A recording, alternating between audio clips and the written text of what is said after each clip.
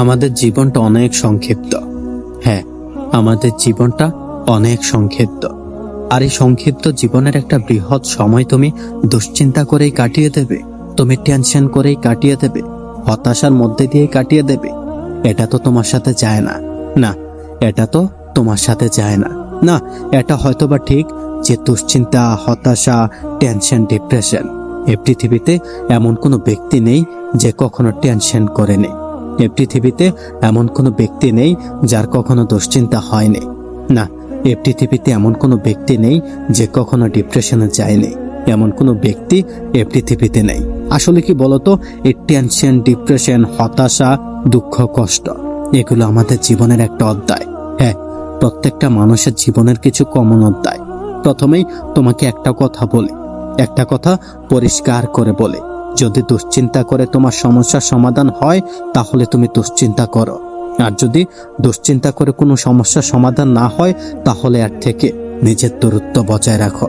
হ্যাঁ, এর থেকে নিজের দূরত্ব বজায় রাখার চেষ্টা করো।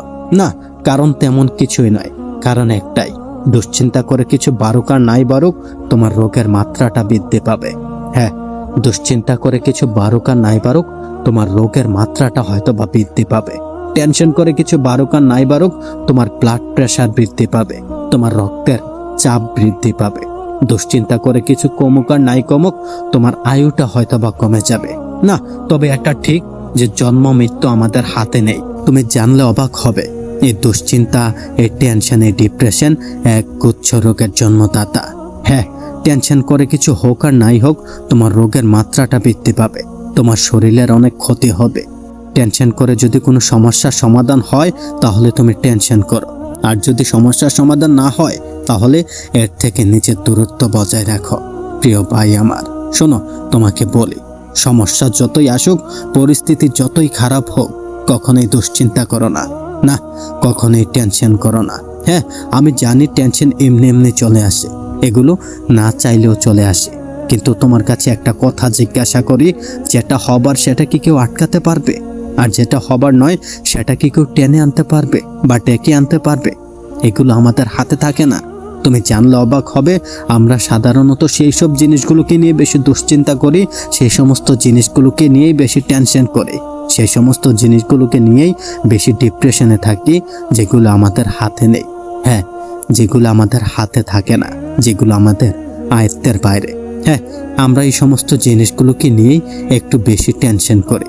আচ্ছা, তুমি বলো যে রেজাল্ট, ফল, সেটা কি আমাদের হাতে আছে? আমাদের হাতে যেটা আছে সেটা হচ্ছে হার্ডওয়ার্ক, মেহনত, পরিশ্রম। শোনো, মেহনত করো, পরিশ্রম করো, হার্ডওয়ার্ক করো, নিজেকে 100% দেওয়ার চেষ্টা করো। আর মনে রাখো, নিজেকে 100% দেওয়ার পরেও যদি তোমার কোনো সমস্যার সমাধান না হয় তাহলে সেটা তোমার ভুল নয়, তাই টেনশন করো না, টেনশন করো না। তোমার কাছে অনুরোধ করব, কখনোই টেনশন করো না, কখনোই ডিপ্রেশনে ডুবে যেও না। তাই এই টেনশন থেকে দূরে থাকো। আর তুমি জানলে অবাক হবে, তোমার সুগার এবং ব্লাড প্রেশারের কারণ হিসেবে টেনশনকে দায়ী করা হয়। হ্যাঁ, এর জন্য টেনশনে দায়ী। তাহলে তুমি টেনশন কেন করছো? তুমি হতাশার মধ্যে কেন ডুবে যাচ্ছ? না, টেনশন করো না। মনে রেখো, টেনশন করে কিছুই বাড়ে না, দুশ্চিন্তা করে কিছুই বাড়ে না। এগুলো আমাদের জীবনের কিছু কমন অধ্যায়, প্রত্যেকটা মানুষের জীবনের কিছু কমন অধ্যায়। তাই টেনশনকে অ্যাভয়েড করো, হতাশাকে অ্যাভয়েড করো, ডিপ্রেশনকে এড়িয়ে চলো। হ্যাঁ, নিজের দূরত্ব বজায় রাখো। মনে রাখো, এই পৃথিবীতে তুমি একা, তোমার বিকল্প এই পৃথিবীতে আর কেউ নেই, আর কেউ হতেও পারবে না। তাই যে কোনো কাজকে এত ভালোভাবে করার চেষ্টা করো, এতটা মনোযোগ দিয়ে করার চেষ্টা করো, যেন তোমার পরবর্তীতে, তোমার আগে অথবা তোমার পরে কেউ এত ভালোভাবে করতে না পারে। আজকের এই ভিডিওটি এ পর্যন্তই। যদি ভালো লাগে তাহলে চ্যানেলটিকে সাবস্ক্রাইব করে পাশেই থাকুন। ধন্যবাদ।